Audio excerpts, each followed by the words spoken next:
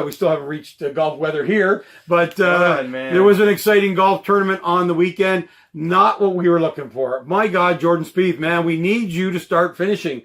I really thought he had a shot, and it just didn't happen. And really, I mean, God, I don't know where to start with him.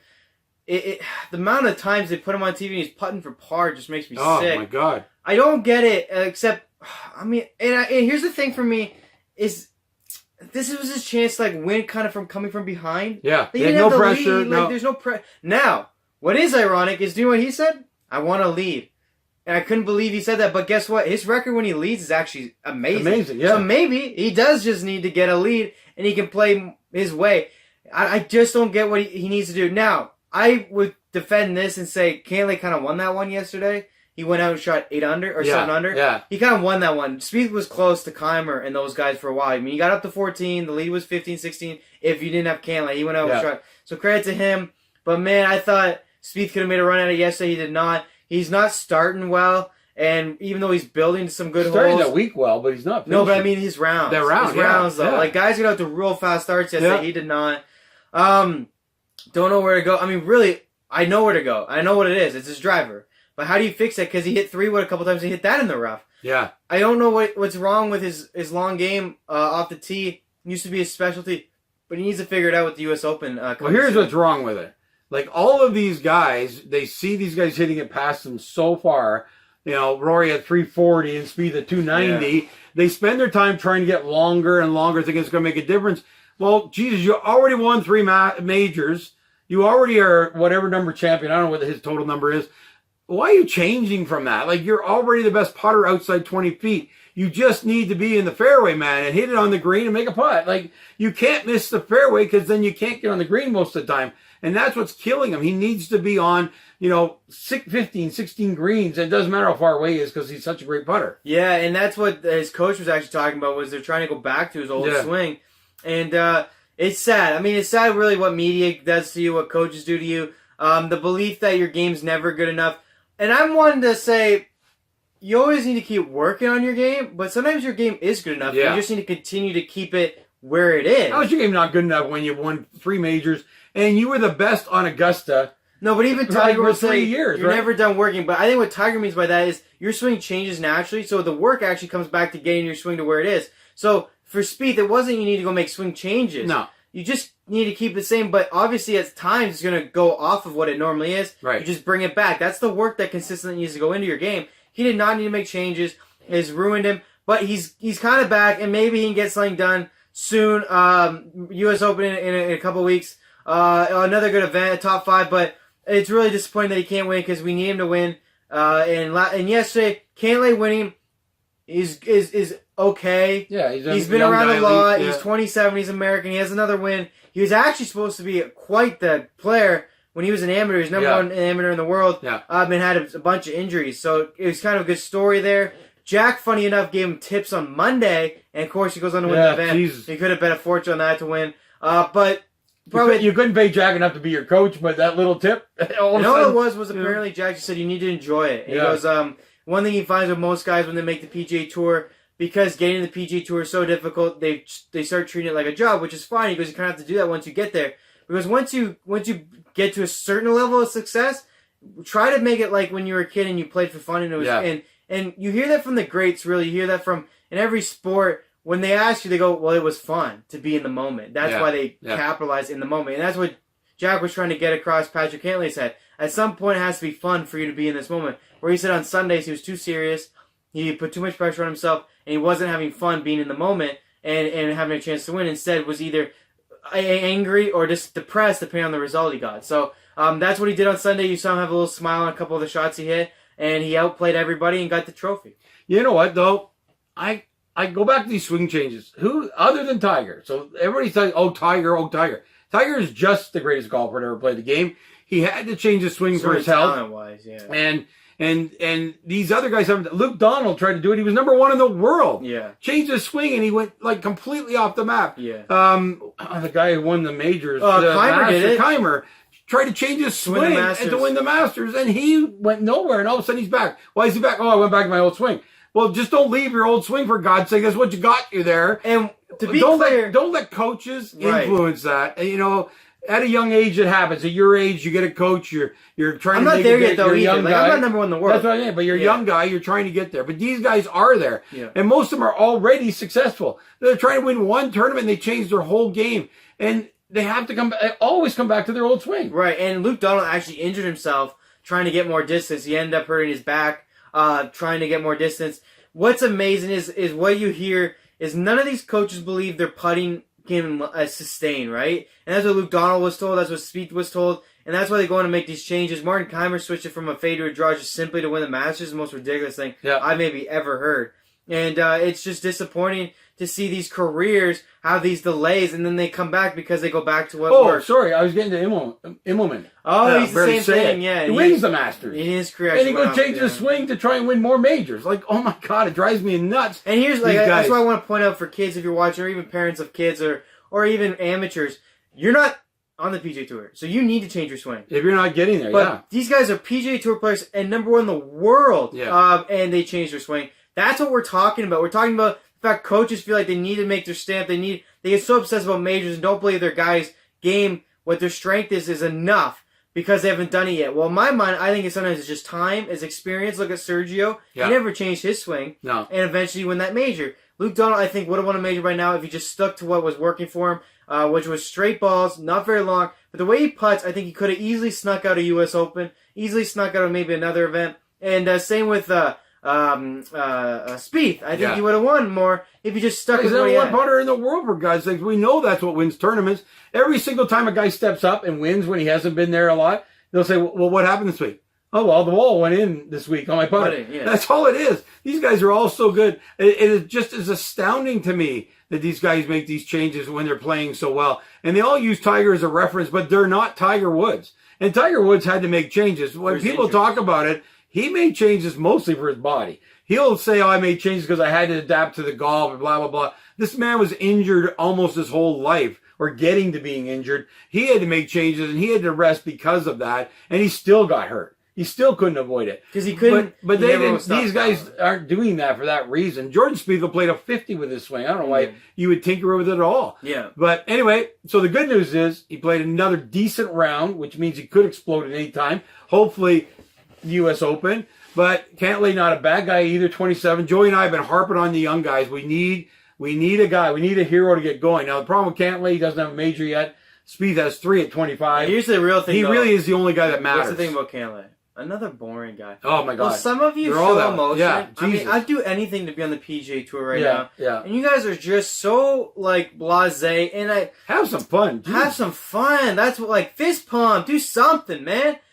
That's what at least Rory and Jordan, Rory, you saw him at the FedEx Cup when he won.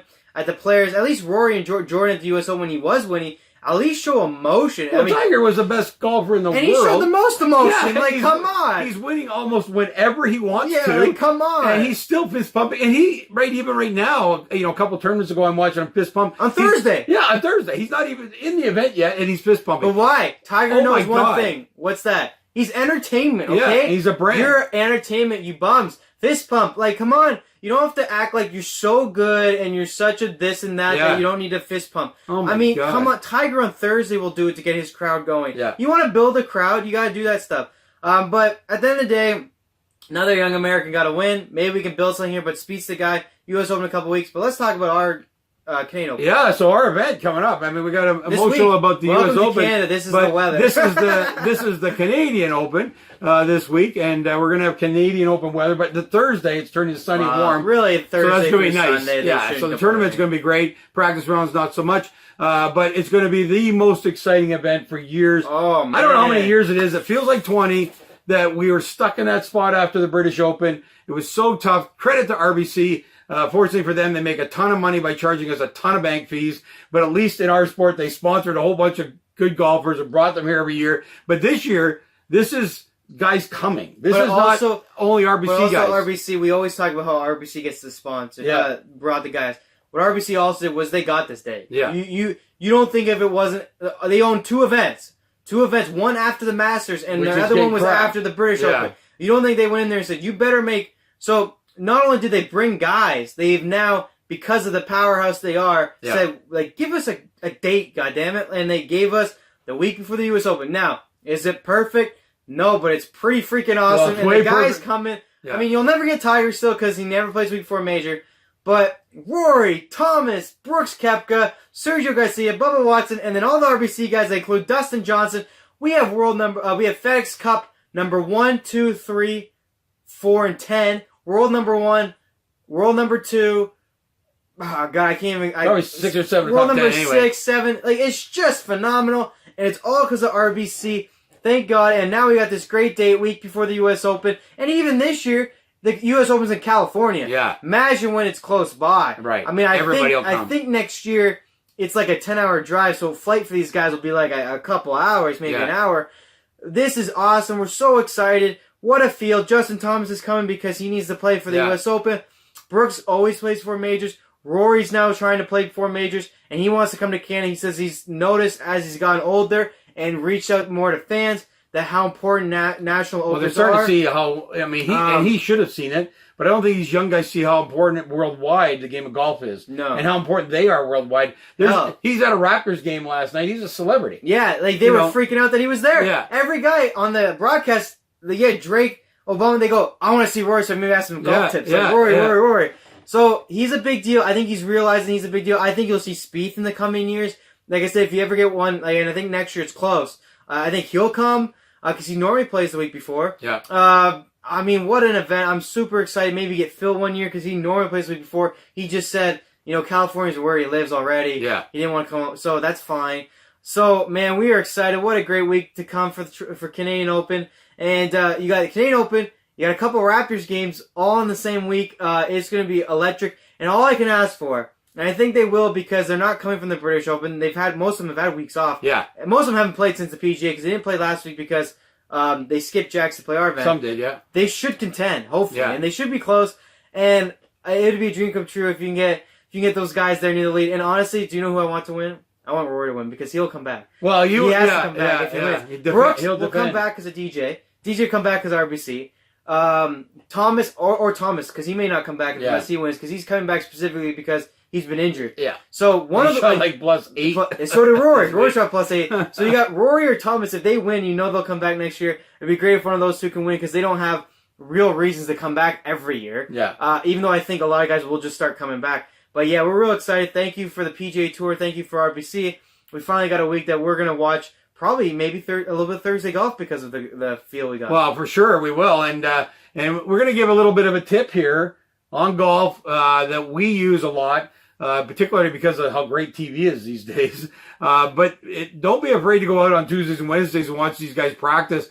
We have found these guys really engaging with the crowd at practice rounds. You have several signed golf balls from the years by. We have a hat that you can't even know what logo. Yeah, I mean the guys are fantastic in practice rounds. Now, the reason I mentioned this is that the crowd's going to be insane this year, more than even normal, and you're not even going to be able to walk fast enough to follow your guy. I can tell you a story about when Mike Weir almost beat VJ to be the only Canadian in 100 years or whatever it is to win the Canadian Open. And I was walking over one of the bridges. I missed him playing 3 holes trying to get to him because the crowd was so massive. Well, now you're going to have that crowd amongst all of these top players. So you're going to have to either sit on a hole and see that guy once, see other guys once, or you're going to have to try and break through the fans and everything else. They're going to be 20, 30 deep. So what we do is we go out and watch Tuesday and Wednesday because any of the guys at our practice, not saying they'll all be there, but they're much more relaxed. They play with the fans a lot more, talk to you around the greens, all these kinds of things. You can walk with them because there's not that many people there comparable. So take a look at doing that. We have found to be a fantastic way to watch golf. I'd go Monday. I don't know how many guys will be there. I think they changed the schedule. They used to have a Canadian Pro-Am on Monday because they didn't expect anyone to come, but they might open it up. So Monday's probably good. Wednesday's good because they all have to play in the Pro-Am. Tuesday's a rough day. I already heard a couple guys said don't necessarily expect me unless that's my media day because part of the deal was not part of the deal. It's their choice when to come and practice. Right. But that they might not be there every day because You usually catch them playing 9 holes. You'll catch guys like Rory, because Rory's never played. It's an event now. Right? It's not. I'm trying to think of British Open. They used to warn us of that, but now because they didn't have British Open week before, I bet they're just there. And the guys who haven't played, it's a regular week. I bet they're there Monday. They're there Tuesday. They haven't played. You're right. Actually, they're playing Hamilton too. A lot of guys have not played this course. If it was Glen Abbey, maybe a lot of them would take a lot more time off. Monday, Tuesday, Wednesday though, go check them out. They're more approachable. More importantly, whether they're approachable or not, you'll actually see them. You'll see them hit a few shots. You probably get behind them to see a few drives and really see what pro golf balls look like. And, enjoy the week, Canada. And I have to, before we wrap up, I have to tell a story about you and your 2 buddies in BJ. So we're at Hamilton. It's a story that's referenced from this week about Hamilton. And I've got Joey there, his 2 young buddies, and we're standing on 10, I think it was. And we see BJ come up, which is not hard to do because the man is big. He walks up to the tee and he hits a ball right at us. We're following the ball coming right at us. We move back, all this kind of stuff. His ball lands literally right beside the kids. They get right around the ball and they're standing there like so nervous. BJ's walking down as it gets closer. Like he's got to be 6'4" or 5", whatever he is. He's walking. The kids are like, I don't know, 7 years old. Maybe you guys were. He walks right up and says, "Did you kick my ball?" And the kid's all freaked out. No, sir, no, sir. He says, "I'm just kidding." He said, "Will you help me move these wires? I got to get them out of the way." So then the interesting part is, he says to the kids, I forget who he was playing with, "What did he just do on his shot?" And we said, "I don't know. We didn't really watch." He says, "Yeah, we're playing skin, so I need to know whether to go for it in 2 or not." So there's a guy that I always found, the rounds I have watched live, he's very much a non-approachable feel. And there's what we found out from a practice round. Here's another thing we can tell you about that practice round. He won. Tom Pernice Jr. Tom Pernice, that's what it was. Was not thrilled. We heard him walking off. He's talking to, I think it was his agent. And he goes, "Shit, it was a bad day to play VJ." Yeah. He lost $13,000, I think he said. That hole, they're playing 1,000 a hole, I think they said. And he was mumbling away as he walked off to the next tee and did that. And so go right now. Yeah, it's Monday. Go to practice Go round. tomorrow. Go Wednesday. Really enjoy these guys. I don't blame for real rounds for them not being that personal. There's so many fans. And at the end of the day, I forgot the other story. That's your time for job, but it's great for those days they can really open up to you. Well, Jim Furyk pulled you under the ropes and walked with you for 30, 40 yards, chatting with your golf game and all that kind of stuff. He was like, "Do you guys play golf? Yeah. How old are you? What tours you got here?" Yeah. So practice is the great time to get there. Then, today especially, TV is the way to watch real rounds. I mean, oh my God. They go to every shot that's important. You're not watching them walk 100, 200 yards. For them, 300 yards.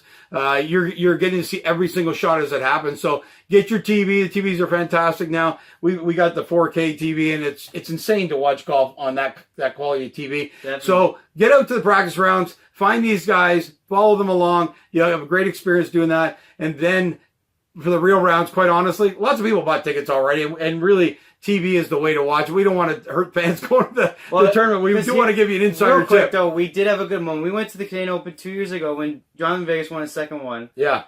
I will admit, there was something to being on 18. Poulter made an eagle putt to get within one. Charlie Hoffman made an eagle putt. We had to go there, so we only saw these guys like once. Like no, all I know. day, right? No, I'm TV, saying, we see them all. I'm saying that did suck about it. Yeah. On TV and see it all. I will admit, though, there was something about being there. We also had to rush out, but Charlie Hoffman made an eagle putt. Finau made an eagle. Poulter made an eagle, and then Vegas hit a great putt on 18. I think he birdied it. Yeah. Hoffman missed a 15-footer to tie it. So if you are going, we're not totally putting it down, but you have to live for that moment. You have to have that moment, otherwise it's a bit of a waste. We were lucky the one time we went, we had that moment as a playoff. Yeah. And it was really cool. But we do agree with TV. And guess what? TV, if you're Canadian, they're putting it not just on Golf Channel, but on TSN. So if you're Canadian, you're going to get a lot of coverage. Right. And the one year we ended up watching it in the bar because there were like 50 deep around 18. We couldn't see anything, especially when you're our size. But we did get a good seat for that, as you say. I kind of put 18 down to, on Sunday especially, playoff of any sport. You gotta get lucky. You gotta get lucky that's close. Like I said, we had like 8 guys roll through with a chance to win because that 18th hole of Glen Abbey was either a par or eagle, right? And we got lucky. I mean, I'm not gonna lie. That's why I wanted to point out there's some, like, if you got a good board, you might get maybe a great finish between some of these guys that are coming in. So don't put it down. You don't get to see much except you have to have but that it's very piece, right? difficult, and it's going to be even busier. If you were ever now. on 18 with Tiger hit the shot of the sand, that's your life. I mean, right. So there is things there on a Sunday, but what we're saying is there's tremendous enjoyment watching it on TV. The commentators are amazing. We get to see every shot. You're not sitting at a grandstand looking at the scoreboard, just following the scores. I'm a huge TV fan when it comes to these kinds of sports, but if you can get there and get on 18, you got to go early and you got to spend the whole day on 18. It's my only challenge with it. You're not watching it on TV, and it's a challenging thing to do because the seats are at a premium on 18 to get them, and it's going to be harder at Hamilton. One thing I will tell you, if you're going to Hamilton to watch live, it is not the viewing golf course that Glen Abbey is. So you need to get there early to get some of the good spots. Some of the holes are very difficult to watch, so get there early, get to the place you want to be if you're going to go and watch. But anyway, it's going to be a great week. That's really what is most important. Great week, lots of fans, we're lots of players. So. We're really Sold happy out here in Canada. Oh yeah, I mean, as soon as Rory, if there was any tickets left, the minute Rory committed, they were gone. So it's going to be a lot of fun. Look forward to it. We're going to do a show every day, updating on what we're hearing and seeing for the Canadian Open, and certainly as we work through the actual tournament happening, we'll be on every day talking about what's going on there. And enjoy TV or live. Have a fantastic time.